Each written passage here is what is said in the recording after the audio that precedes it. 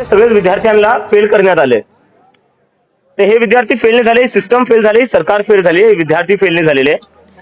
आणि इतक्या दुरून दुरून जेव्हा विद्यार्थी येत आहेत तर ह्या विद्यार्थ्यांना सांगतायत की तुम्हाला आखला नाही का परीक्षा कशी द्यायची. यांना आखला नव्हत्या का मग आधी? जर यांना माहिती आहे की ऑनलाईन परीक्षा होती तर यांना आखला नव्हत्या का चांगल्या कीबोर्ड आधीच लावायचे? यांना आखला नव्हत्या का की सर्व्हर बरोबर आधीच चांगले सर्व्हर करायचे? स्वतःला अक्कल नाही या सरकारला, आणि विद्यार्थ्यांची अक्कल काढतायत जितक्या दुरून गरीब घराचे परीक्षा द्यायला येत आहेत. तर आता मुलांची अशी मागणी आहे की एक तर री एक्झामिनेशन झाली पाहिजे, तर जोपर्यंत री एक्झामिनेशन होत नाही आणि तुर्तास झाली पाहिजे ती नोटिफिकेशन लगेच आलं पाहिजे, कारण की दुरून विद्यार्थी आलेले आहेत आणि 2 शिफ्ट बाकी आहेत. आणि जोपर्यंत बाहेर येऊन जे डिस्ट्रिक्ट कोर्टाचे जज आहे ते गॅरंटी देत नाही, नोटिफिकेशन देत नाही, लिखित मध्ये देत नाही, तोपर्यंत इथून कोणीच सरकणार नाही.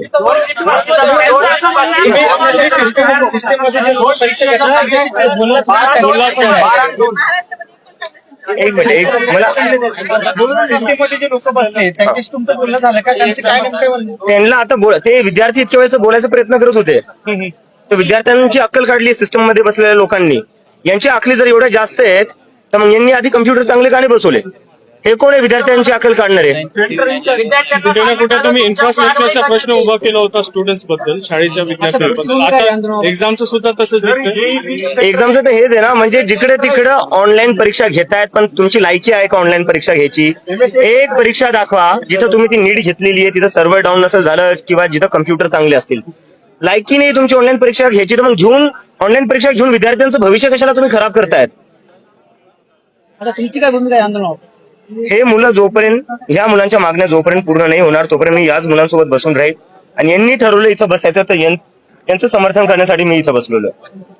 हिंदी में सर बताइए, आज जो यहाँ पे जो स्टूडेंट की एग्जाम में जो थोड़ा सा देरी हुई है, काफी सारे बच्चे दिख रहे हैं, आपकी क्या बातचीत हुई है बच्चों से? अभी इन स्टूडेंट्स ने मुझे बताया कि इनकी सुबह हाईकोर्ट की एग्जाम थी और जैसे ये लोग एग्जाम देने बैठे तो पता चला कि किसी का माउस नहीं काम कर रहा है, किसी का कीबोर्ड नहीं काम कर रहा है, और 10 मिनट के अंदर majority of the students log out हो गए और उसके बाद सबको फेल कर दिया गया.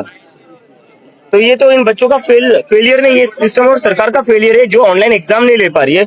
उसके बावजूद भी इतने सारे जो यहाँ पर सैकड़ों बच्चों उनको एक साथ फेल कर दिया इन लोगों ने. और जब इन लोगों ने कंप्लेन करी जो अथॉरिटीज है अंदर, तो उन अथॉरिटीज ने कहा कि इन बच्चों में अक्ल नहीं, एग्जाम कैसे दी जाती है. तो अथॉरिटीज में इतनी ज्यादा अक्ल है इन बच्चों से, तो अपनी अक्ल का थोड़ा इस्तेमाल करते, पहले से अच्छे कंप्यूटर्स लगा देते, पहले से ही फंक्शनिंग कीबोर्ड लगा देते, पहले से ही जो सर्वर है वो ठीक कर देते अगर इनमें इतनी ज्यादा अक्ल है तो.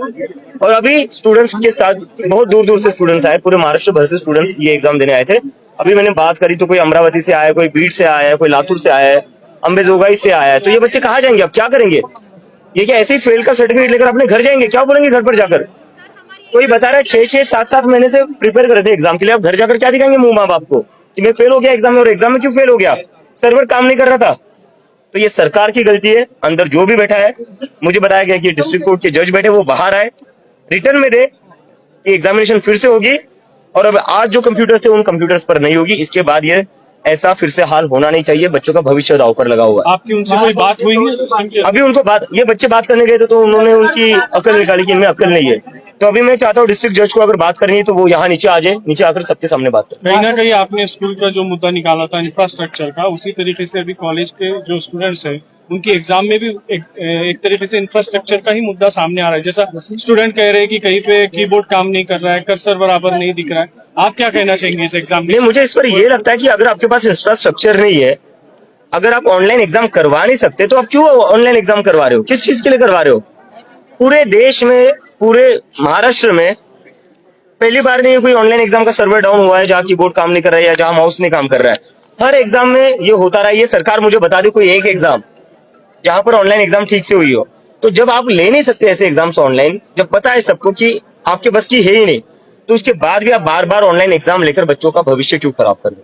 तुमचं म्हणणं आहे की ते खाली येऊन बोलले पाहिजे डिस्ट्रिक्ट जज, पण त्यांच्याकडून काही वेळापूर्वी विद्यार्थ्यांनी सांगितलं की त्यांना माध्यमांसमोर बोलायला म्हणजे त्यांचं परवानगी नसते, त्यामुळे ते बोलत नाही. माध्यमांसमोर याची गरज नाही, विद्यार्थ्यांसमोर तरी येतील ना. विद्यार्थ्यांसमोर तरी येतील ना. आज जशी अक्कल काढलेली आहे तशी बाहेरून बोला होतं विद्यार्थ्यांसोबत, आणि विद्यार्थी शांतपणे बसलेले. कुछ विद्यार्थियों को ऊपर बुलाया गया था जिसमें दो से ज्यादा विद्यार्थी ऊपर गए थे मुझे बोला गया कि चर्चा हुई नहीं, फिर से उनको वापस भेज दिया। चर्चा नहीं की उनके साथ, अभी अभी मुझे बताया। नाही तर महाराष्ट्रभर मला आता तेच कळतंय मुलांकडून की प्रत्येक सेंटरवर असं झालेलं आहे। याचं मूळ कारण हे की कोणतं सेंटरमध्ये ते इन्फ्रास्ट्रक्चर नाही। तर याच्याने पूर्ण आता फक्त संभाजीनगरने पूर्ण राज्यभराच्या मुलांचं जे भविष्य आहे ते कुठं ना कुठं पणाला लागलेलं आहे। तर त्या मुलांनी त्यांच्या भविष्याला लढण्याचा त्यांना पूर्ण अधिकार आहे आणि त्यांनी लढलंच।